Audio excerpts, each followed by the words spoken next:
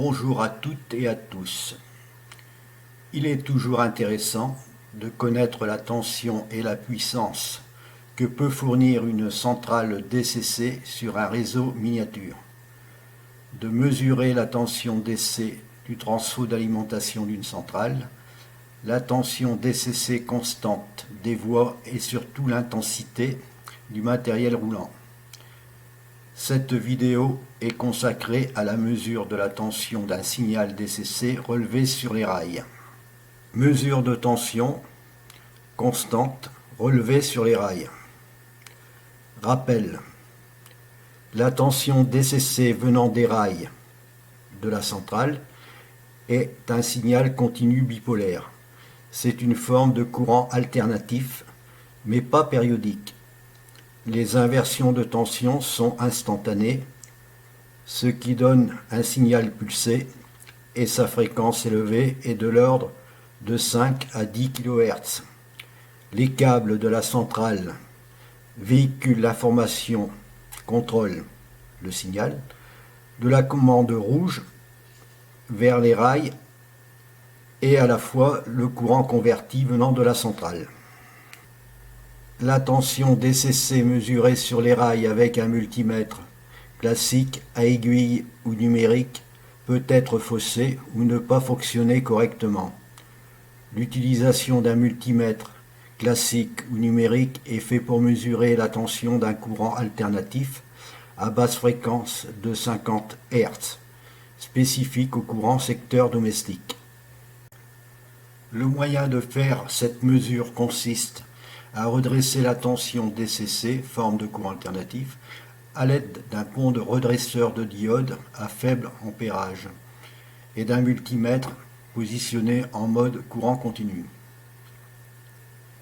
Les fils des deux rails sont branchés à l'entrée du pont redresseur et la mesure se fait à la sortie du pont de diode.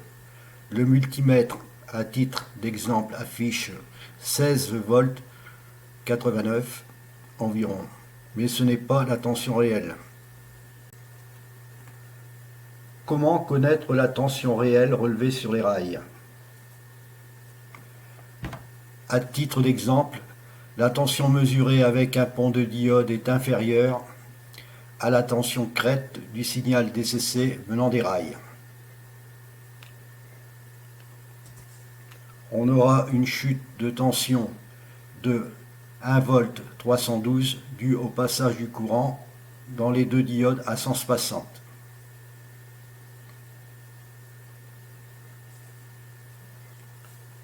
Pour connaître la tension crête du signal DCC, on fera la mesure.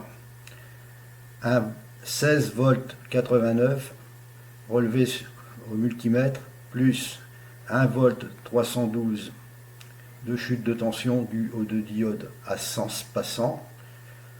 On aura une tension crête DCC relevée sur les rails de 18 volts environ. La tension réelle.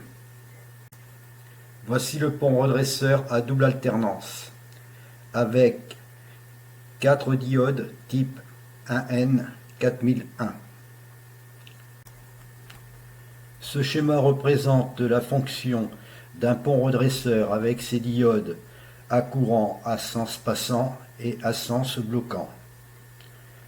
À suivre, comment connaître la chute de tension d'une diode.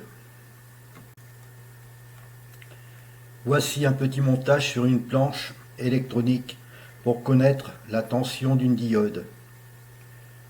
Pour l'exemple, tension relevée aux bornes de la diode 1N4001 avec une tension entrante de 18 volts environ, on aura 656 millivolts. Voici le schéma de la planche électronique avec ses composants installés. Voici les valeurs relevées pour l'exemple.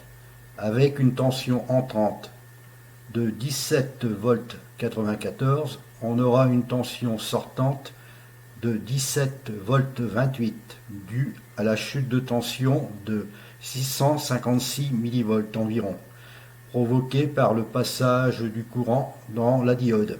Voici la tension entrante relevée au multimètre.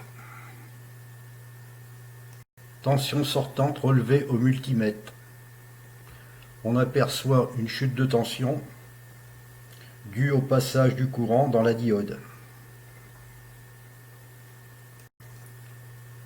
Voici un petit testeur de composants électroniques très pratique. On aperçoit à l'écran LCD une tension de 656 mV relevée aux bornes d'une diode 1N4001. Voici un galvanomètre pour courant alternatif, pratique pour mesurer le courant numérique. Le galvanomètre démonté, on aperçoit la bobine et une résistance de calibrage. Relevé de tension sur les rails avec le galvanomètre alternatif. Une tension de crête de 18 volts 5 environ. Pratique à réaliser. Pas besoin de pont de diode pour faire la mesure. Mesure de fréquence relevée en kHz sur les rails avec un multimètre. Ce multimètre a l'avantage d'avoir un contrôleur de fréquence.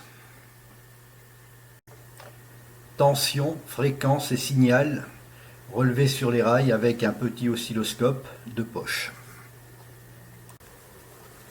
Sur l'écran LCD, on aperçoit la fréquence qui oscille, la tension maxi et mini et le signal rectangulaire qui défile.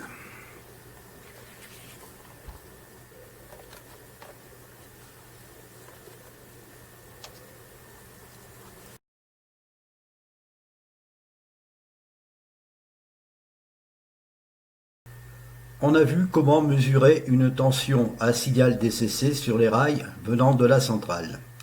Une tension pas facile à mesurer avec un multimètre classique. Pour mesurer des tensions à usage personnel, on ne cherchera pas des valeurs précises, ni à utiliser des appareils de mesure coûteux, faits pour des professionnels. Bien que ce n'est pas une priorité de connaître la tension d'un signal DCC relevé sur les rails. Cela n'apporte rien de plus, sauf si l'on change le transfo d'alimentation de la centrale. On aura un aperçu de la tension sur les rails. Il est plus intéressant de connaître l'intensité, la puissance du matériel roulant relevé sur les rails.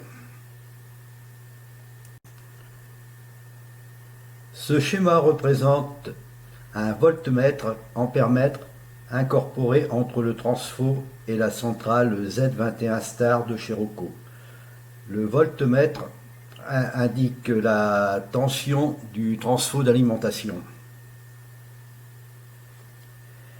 Et l'ampèremètre indique l'ensemble du matériel électrique pris en compte en aval de l'ampèremètre.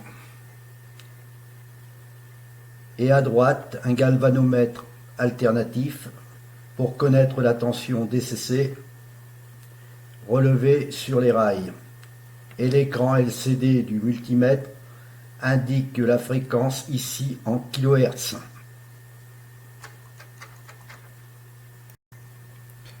Et bien voilà, c'est terminé. Goodbye les amis.